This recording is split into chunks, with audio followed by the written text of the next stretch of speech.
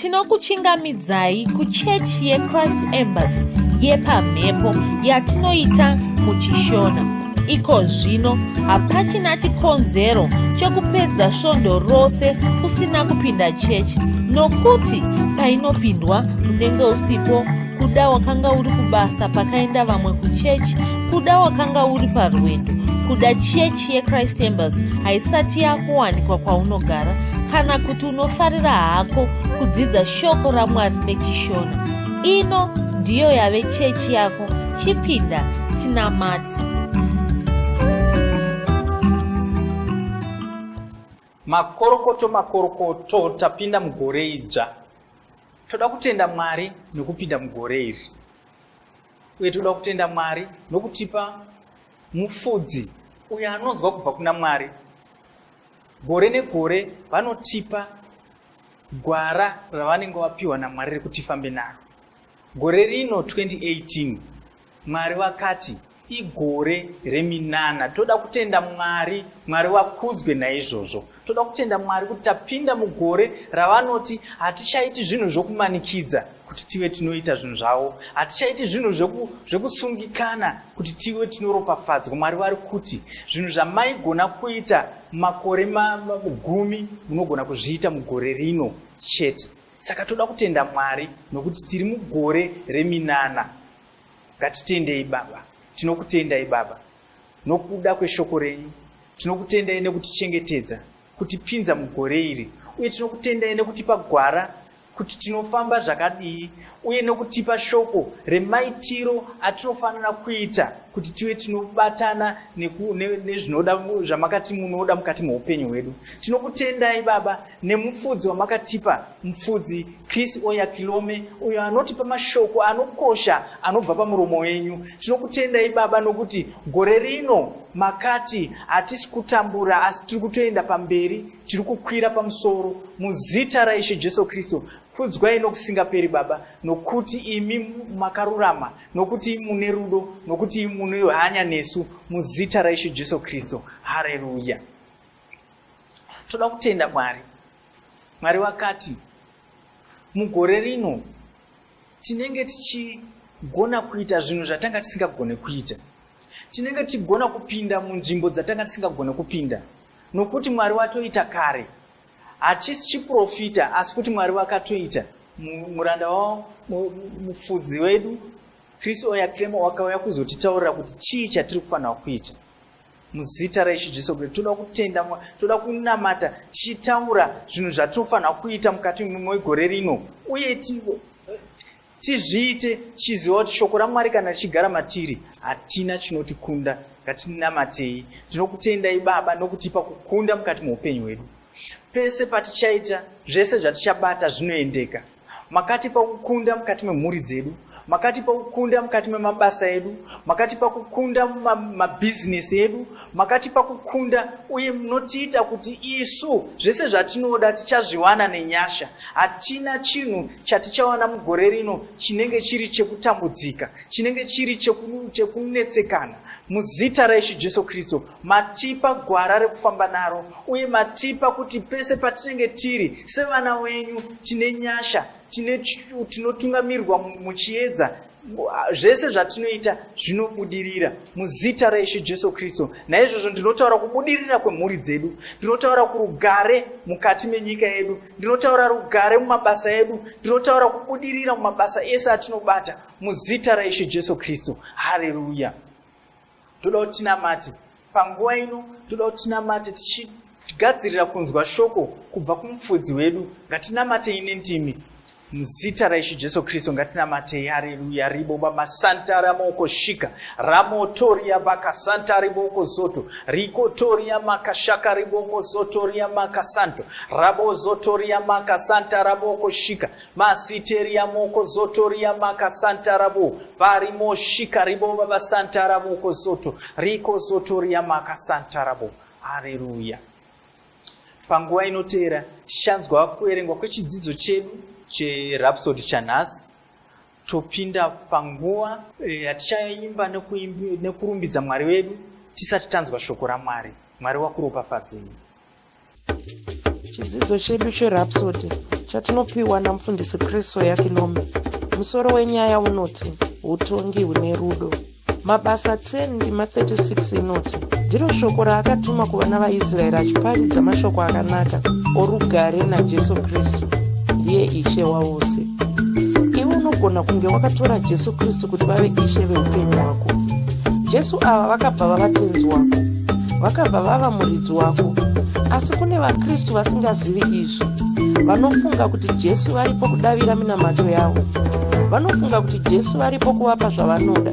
Havazivi kuti Jesu ndiye ishe wavo, ndiye anotonga upenyu hwavo. Izvi zvinoreva kuti Jesu ndivo vaunoraramira, uripo kuita zvavanoda ivo.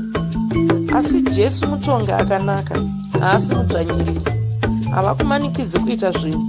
Mutonga ane rudo, vanotonga nerudo. Utongi hwavo hune rudo mukati. Saka uri kutongwa nerudo. Rudo urwu nderwaMwari. Jesu rudo. Rangarira izvozvo. Saka uri kutongwa nerudo. Rudo ndirwo ishe weupenyu hwako. Jesu havatsvaki zvinovafadza iwe chete. Pavari ndipo panoonekwa rudo rwaMwari. Jesu rudo. Rudo rwakauya rwuri mumunhu wenyama. Rudo ndirwo runogona kukuda zvakakwana. Haugoni kuzvida kudarika kudiwa kwaungaitwa nerudo. Jesu vane shungu dzokuti ubudirire. Shungu dzavo idzi dzinodarika dzaungava nadzo iwe. Unofanira kunzwisisa izvi. Zvinozoita kuti usatamburira muupenyu. Jesu vanokuda. Vanokuda kudarika zvaungafungira. Vane shungu dzokuti ufare. Vane shungu dzokuti uve nerugare. Shungu dzavo idzi dzinodarika dzaungava nadzo iwe. Vanoziva zvipo zvose zvaunoda. Vanoziva zvakanaka zvose zvaunoshuvira. Vanotoshuvira kuti uwane zvakawanda kudarika zvaunoshuvira izvi. Vashumire nemwoyo wako wose. Isa upenyu hwako mumaoko avo. Ivo vanoziva zveupenyu hwako. Vanozviziva zvose. Zvekare vanoziva zviri mune ramangwana rako. Saka unofanira kufamba navo. Zvisizvo ramangwana rako haribudi zvakanaka. Zviise mumaoko avo. Varege vakutungamirire. Zvavanoda ivo ndizvo zvakakosha. Iwe zvikoshesewo. Zvikoshese kudarika zvaungada iwe. Mazano avo ndiwo makuru. Shanda nemazano aya. Njere dzavo ndidzo dzinoshanda. Ndidzo dzaunofanira kushandisa. Ivo vanokuda. Hapana chingaita kuti varege kukuda. Haleluya. Namata mashure mangu uchiti, Baba vandinoda. Ndinokutendai. Jesu ndivo ishe weupenyu hwangu. Ndivo vanotonga upenyu hwangu. Vanonditonga nerudo. Ndinozviisa mumaoko enyu. Ndinoziva kuti muchanditungamirira. Muchanditungamirira kurarama upenyu chaiwo hwamakandirongera. Jesu ndivo ishe weupenyu hwangu. Ndivo vanotonga pfungwa dzangu, muviri wangu, mari dzangu nezvinhu zvangu zvose. Ndivo tenzi wangu. Ndivo mudiwa wangu. Ndivo shamwari yangu. Saka ndinobudirira pane zvose zvandinoita. Ndinokunda nguva dzose. Zita ravo ngarikudzwe nekusingaperi. Dzimwe ndima dzinotsigira chidzidzo chanhasi ndedzinoti John 3 ndima 16 naJohn 16 ndima 27 naJeremiah 31 ndima 3.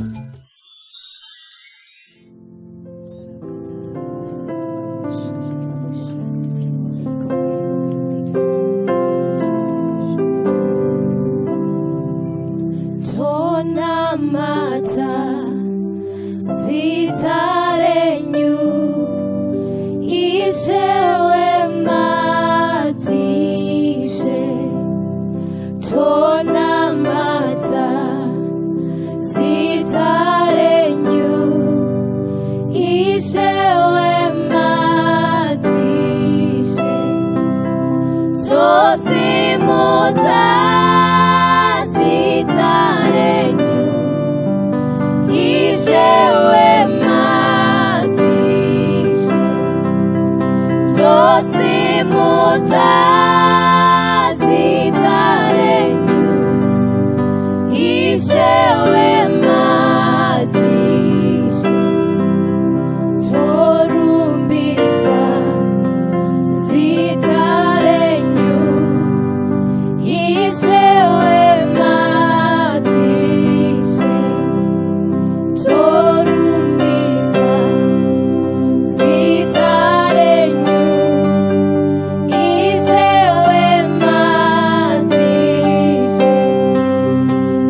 tosimudza zita renyu, Ishe wemadziso. Tosimudza zita renyu, Ishe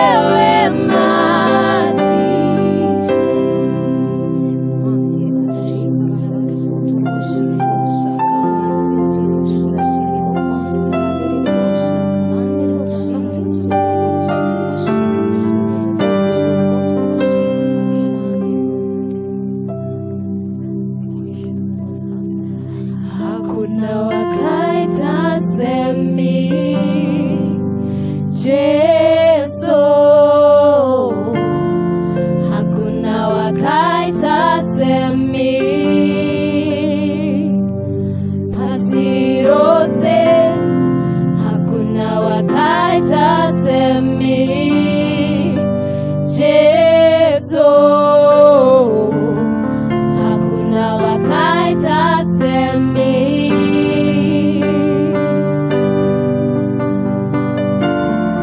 Hakuna wakaita semi Jesu,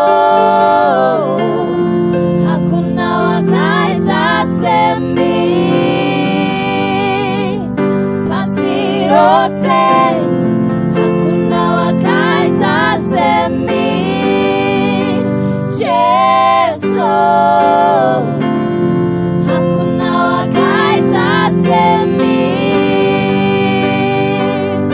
Munoshamisa, munoshamisa, makatendeka, zita renyu rinoshamisa. Munoshamisa, munoshamisa, makatendeka, zita renyu rinoshamisa. Munoshamisa, munoshamisa, makatendeka, zita renyu rinoshamisa.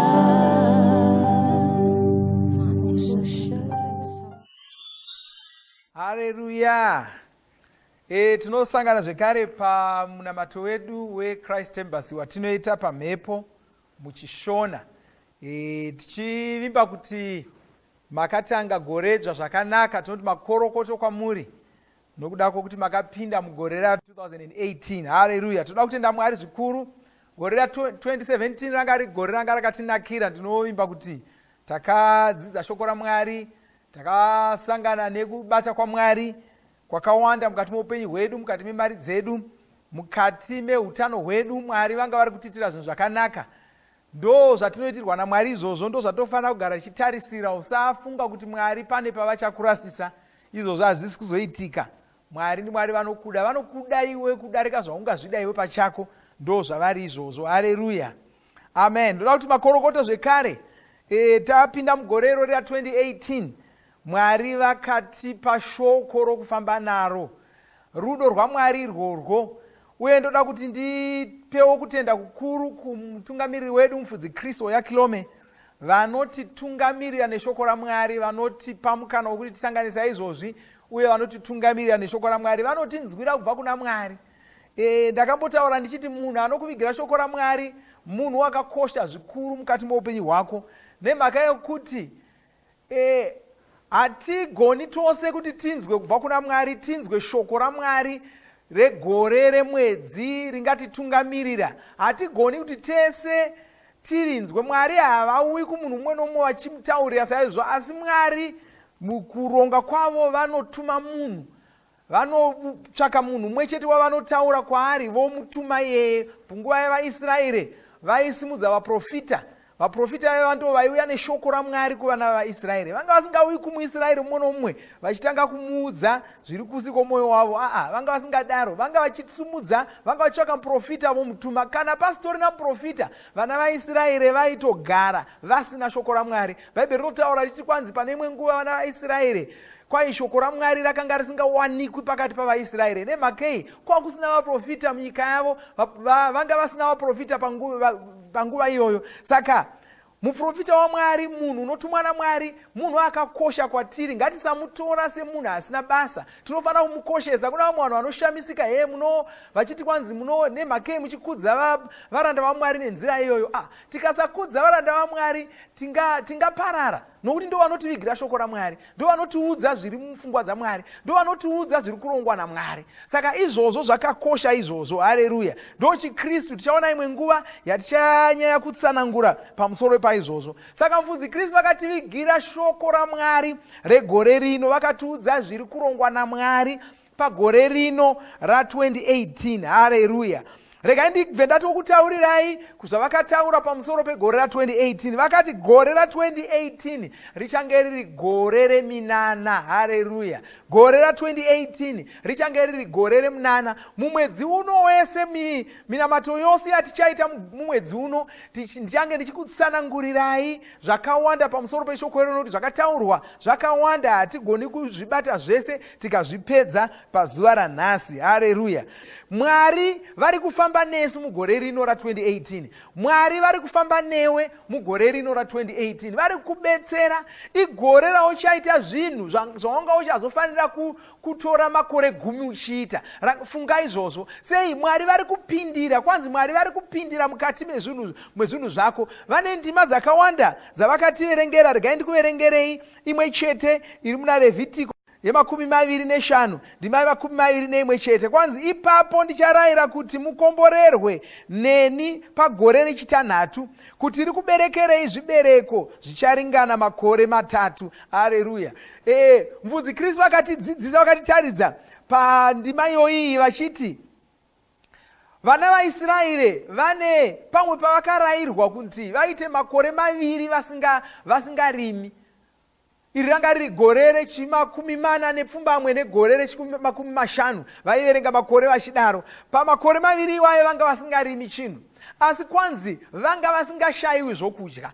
Zvikanzi zvakaitika sei? Saka pana Levhitiko ye25, ndima ye21 chete yataverenga iyi, yatitaridza zvakataurwa naMwari. Kwanzi ndichaita kuti pagore rechitanhatu ramucharima muchawana gohwo. Ndicharopafadza nyika yenyu muwane gohwo richakukwanirai kwamakore 3. Kwai uku kwakuri kupindira kwaMwari. Ndo zvinhu zvatiri kusangana nazvo mugore ra2018. Mwari vari kupindira. Vari kuita kuti zvinhu zvatichaita mugore rimwe chete zvikwanire makore 10. Tigone kuita zvinhu zvanga zvichada kuti tiwane makore 10, titore makore 10 tichingoita. Mugore rimwe chete tichazviita. Imbofunga kuti zvinhu zvawanga uchafanira kuita mugore ra2018 kusvikira 2028, zvinhu zvawanga uchifanira kuita izvo mugore ra2018 chete unogona kuzviita zvose zvikapera. Sei Mwari vari kupindira muzvinhu zvako mugore ra2018? Igore reminana. Ndo zvavakataura izvozvo. Kwanzi igore Mwari ravachapindira. Kwai pane dzimwe nguva Mwari dzavanorega zvinhu zvichiitika, kana kuti dzavanotiregera tichiita zvinhu. Asi pane imwe nguva, nokuda kwekukosha kwenguva iyoyo, nokuda kwekukosha kwezvinhu zvavanoda kuti zvibudirire, vanopindira vega. Saka takapiwa muenzaniso wokuponeswa kwaSauro wakazoita Pauro, muapostori Pauro. Bhaibheri rinotaura kuti kwanzi Mwari havana kutuma munhu. Morangarira kuti pana Koriniriyo, Mwari vakatuma Petro kunoparidzira Koriniriyo neimba yake. Kwanzi tuma munhu kuJopa anodana Petro auye agokuparidzira. Mwari havana kuinda unoparidza vomene, vakatuma munhu kuti azoparidzira imba iyoyo. Asi zvasvika pakuponeswa kwaSauro, nemhaka yokuti vakanga vaine basa ravanga vakarongera Sauro uyu, vanga vaine basa ravanga vakarongera Pauro uyu. Havana kumirira kutsvaka kuti regai nditume munhu anoparidzira murume uyu. Kwanzi vakauya vomene, Jesu vakauya vomene, vakadana vari kudenga vakati, Sauro, Sauro, unonditambudzirei? Haleluya. Ndo kushanduka kwaakaita ikoko. Saka profita mufudzi Kristu akatitsanangurira kuti mugore rino iri igore rine zvinhu zvikuru zviri kuitika. pane zvinhu zviri kuitika mumweya, pane zvinhu zviri kuitika. Mwari vane zvavari kuronga, vane nguva yavasvika pairi, vane zvinhu zvavanoda kuti zvifambe nokukasira. Nemhaka yekuti vane zvinhu zvavanoda kuti zvifambe nokukasira, vari kupindira vomene muzvinhu zvoupenyu hwedu. Vachapindira muzvinhu zvoupenyu hwako, vachapindira muzvinhu zvemhuri yako, vachapindira mukereke, vachapindira muzvinhu, vachiita zvinhu vomene. Ndo gore ratasangana naro iri. Harisi gore ravachangoregera zvinhu zvichiitika hazvo, igore ravachapinda vomene. Haleluya, haleluya. Saka ndo gore ratinaro, igore reminana. Kwai tichafamba muminana, tichaona, tichasangana nokushumira kwengirozi pazvinhu zvedu zvese. Kwanzi uchati uchirongedza zvinhu pano, uchida kuti kana ndikapedza kurongedza izvi ndozoenda ndonorongedza zviri pamberi apo. Kwai uchiri kurongedza zvekutanga, paunozosimudza musoro kutarira pane zvaungaida kuzorongedza zvacho, unowana zvatoitwa zvatopera.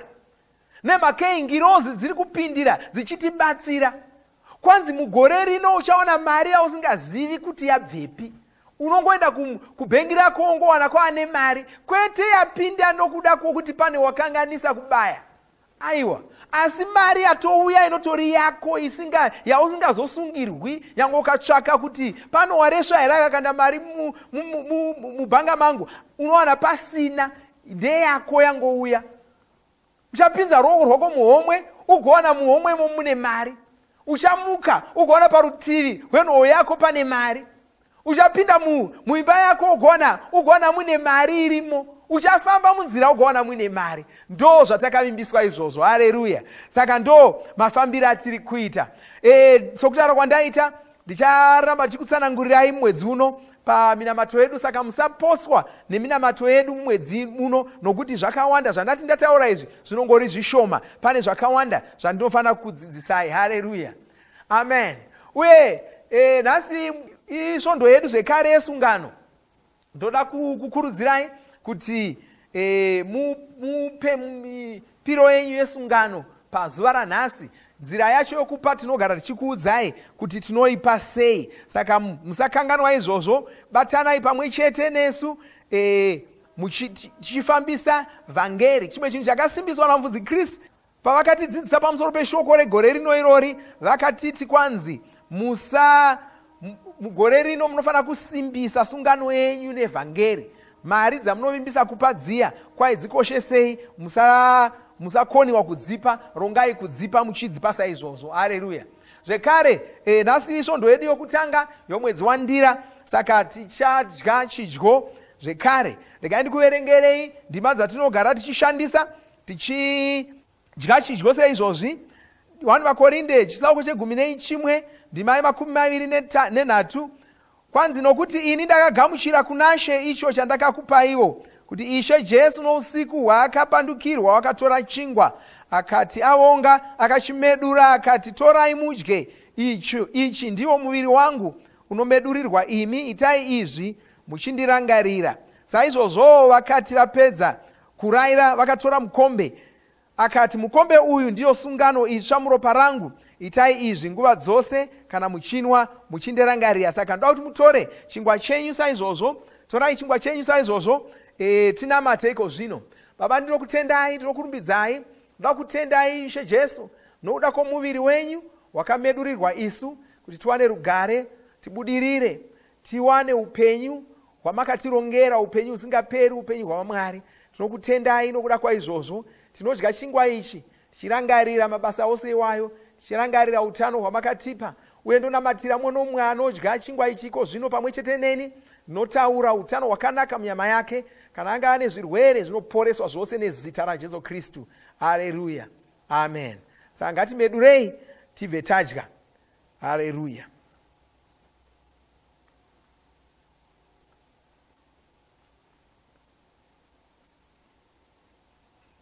Haleluya. Saizvozvo vakati vapedza kurayira, akatora mukombe akati, mukombe uyu ndiyo sungano itsva muropa rangu, itai izvi nguva dzose kana muchinwa muchindirangarira. Nokuti nguva dzose kana muchidya chingwa ichi kana kunwa mukombe uyu munoparidza rufu rwaShe kusvikira achiuya. Torai henyu mukombe iwoyo, chinwiwa ichocho tinamate. Baba, toda kutendai nezita raJesu Kristu Tinokutendai imi Jesu Kristu nokuda kweropa ramakateura pamuchinjikwa. Tinokutendai nokuda kusukwa kwezvivi zvedu. Tinokutendai nokuti ropa iroro rakaita kuti zvigoneke kuti tiitwe zvisikwa zvitsva, tizvarwe patsva, tizvarwe kechipiri. Iko zvino tavazvarwa kechipiri, tazvarwa patsva, tava vana vaMwari, tava vanhu verudzi rwaMwari. Tinokutendai nokuda kwaizvozvi. Tinoropafadza mukombe uyu, tichengeterera mumwe nomumwe anobatana neni kunwa mukombe iwoyu.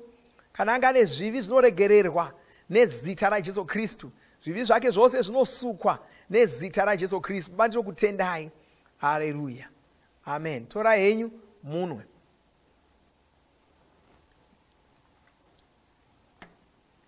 Haleluya. Zvakanaka. Regai tinamate zvino tichivhara munamato wedu tigozosangana zvakare musvondo rinouya. Baba ndinokutendai. Ndoda kutendai nokuda kwomumwe nomumwe wandasangana naye tinamata pamwe chete pazuva ranhasi. Tinotaura chiropafadzo nemakomborero pamusoro poupenyu hwake muzita raJesu Kristu. Nomuropafadza neshoko raMwari, nomuropafadza namweya mutsvene, nomuropafadza noutano hwakanaka. Hapana mumwe wavo acharwara nezita raJesu Kristu. Zvirwere zvese ndinotuka ndichidzinga kubva mumiviri yavo, ndichitaura kuti vanosimbiswa munyama yavo nezita raJesu Kristu. Vanosimbiswa mune zvese zvoupenyu hwavo muzita raJesu Kristu. Mabasa amaoko avo anobudirira muzita raJesu. Ndinokutendai, ndopa mbiri nekudzo kwamuri. Asina kuzvarwa patsva anozvarwa patsva pazuva ranhasi muzita raJesu. Amen. Zvakanaka.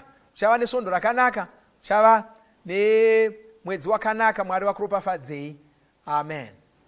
Tinovimba makomborerwa nemunamato wesvondo rino. Kana manga musati mazvarwa patsva, namatai mumashure mangu, muchidudza, muchirevesa. Taurai muchiti, Mwari vari kudenga, ndinouya kwamuri, ndinokoka Jesu kuti vapinde mumwoyo mangu. Ndinokumbira kuti Jesu vatonge upenyu hwangu. Ndinopupura kuti Jesu ndivo vavaishe wangu. Saka ndinogamuchira upenyu usingaperi